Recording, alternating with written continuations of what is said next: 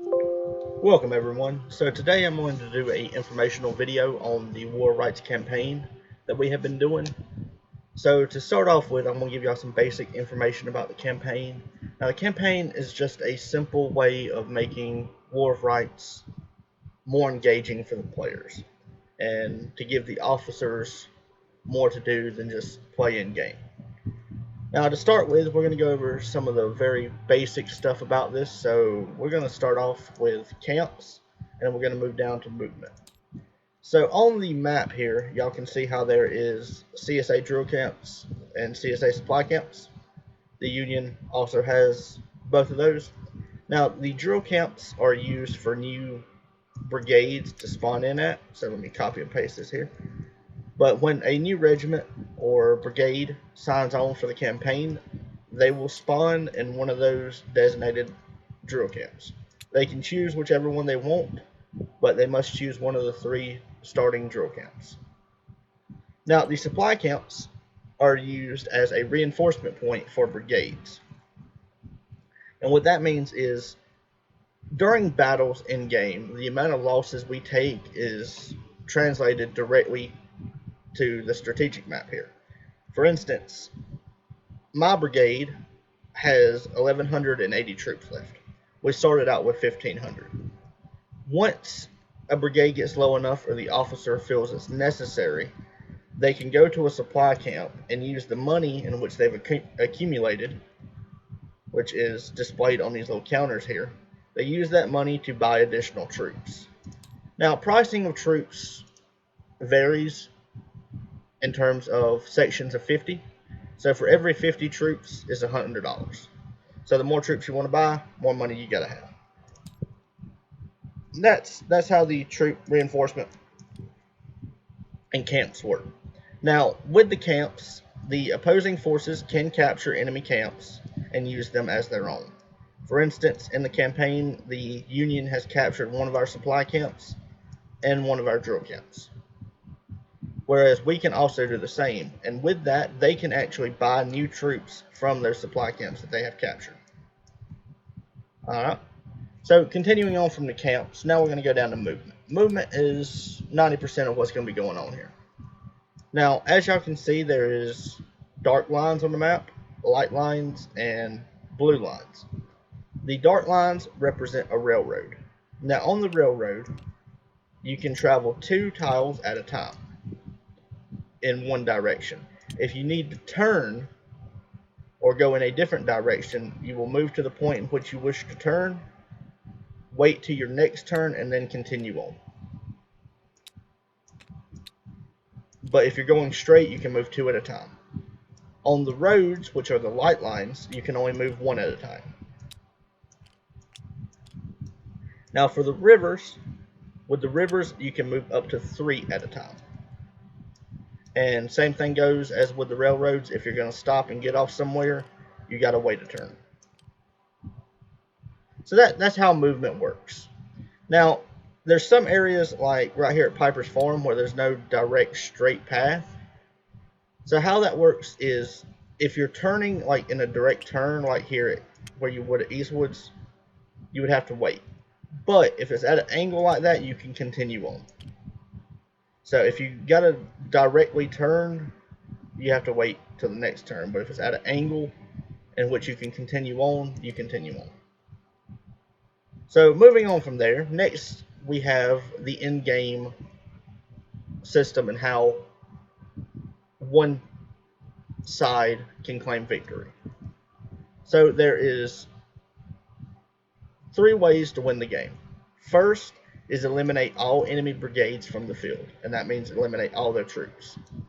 That is the hardest way. Second is to get an enemy brigade into a position in which they can't retreat and then win the corresponding battle. For instance, if the Union was here and my brigade was here, there's no direct connection path to any other tiles, so if my brigade wins the next battle, this brigade would be taken off the field. That is a very hard thing to get to do, though. You can coordinate with your allies and have them kind of put them in a position in which they can't retreat. at the same time. So let's find an example of that. So right here, for example, if the Union was there, my brigade was here, and we engaged, they could still retreat south. But if the other Confederate brigade was here, then they would be trapped and they couldn't move. So that's how that will work. Move our pieces back for the campaign earlier. Now, the third way to win is by capturing territory.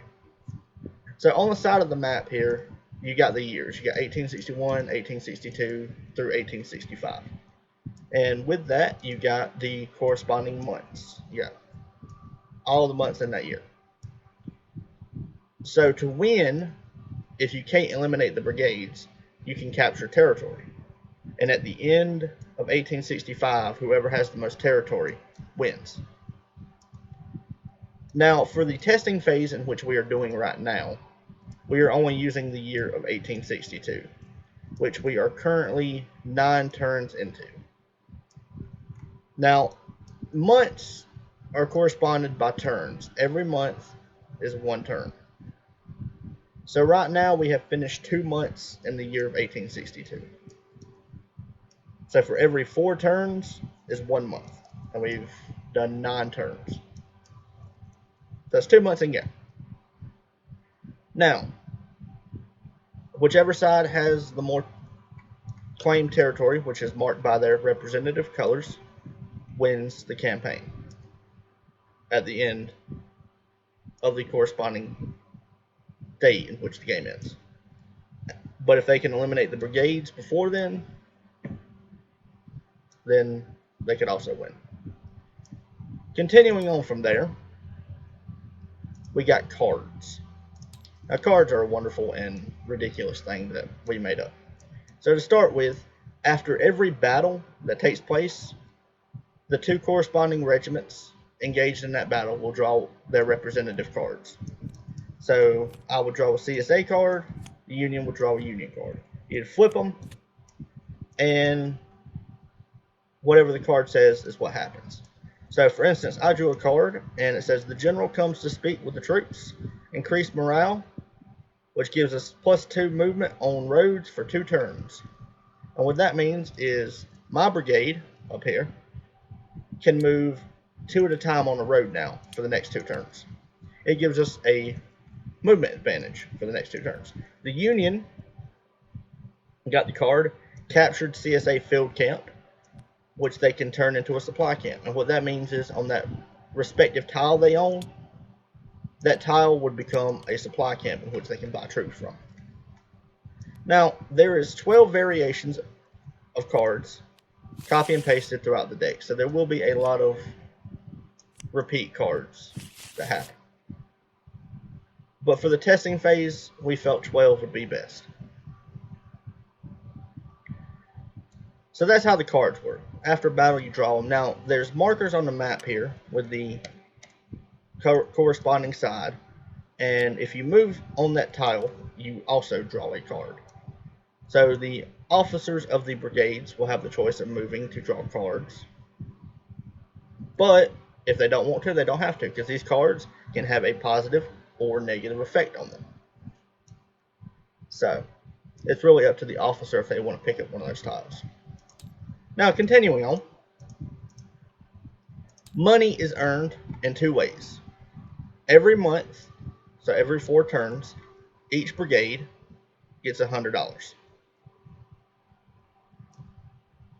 After every battle, the winning brigade gets an additional 100 at the end of that month. So for instance, we've had 2 months go by, and my brigade has won 2 of its battles so far, which means we've got our $200 from our monthly income, and then we got an additional $200 from our 2 battles that we won. And we use that money to buy additional troops and whatnot. Now, another system implemented in the campaign here is artillery. So every brigade in play has artillery. Now, artillery can only be used once a month, and it's rolled using a 10-sided dice. So let's say my brigade here was going to engage Cutler's brigade. I will take the dice. I'd get my artillery ready. I'd take the dice. I'd roll the dice. Whatever number that landed on, that would be the percentage of damage we did to their troops. So for example, you can't really do 0, so let's do it where you can. Alright, so I got a 9. Now Cutler's Brigade, let's see how many troops they got. Where are they? They have 1,089 troops. Alright, so let's do that. 1,089.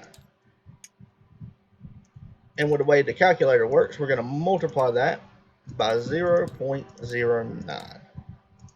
And that will give us a total of 98.01. And what that does is you then take the 1,089 and you subtract the 98 troops from it. And that will give the total of how many they got left. So artillery is a way you can whittle down your enemy slowly. It's only used once a month because it can be a little overpowered if it's used too much. But with a 10-sided dice, let me make sure it's actually got. Yeah. So with a 10-sided dice, the maximum number of troops you can lose, I want to say, is about 100, give or take, depending on how many people's left in the brigade. Now, with artillery out of the way now, how battles work is the corresponding brigades that engage. So let's say we're battling here at Necadamus Hill, my brigade versus theirs. All the other people from the other brigades would fall in under their respected sides. So all the Confederate brigades would fall in under me for that battle, and all the Union brigades would fall in under Cutler's brigade for that battle. And then at the end of that battle, the losses are subtracted from the total, and we continue on. Whoever wins the battle in game takes the point. Now, for in-game battles, as y'all can see, there's names on some of these tiles. Those represent in-game maps. For those that don't have a name, they represent in-game picket patrols. So that is how the battles are determined. Now, currently the campaign consists of the South Mountain and Antietam battlefields. We do not have Harp's Ferry in yet for the testing, but that will be coming out in the future. Now, in the future, we're also going to have encampments. They're going to cost $500, and they can be built by either side.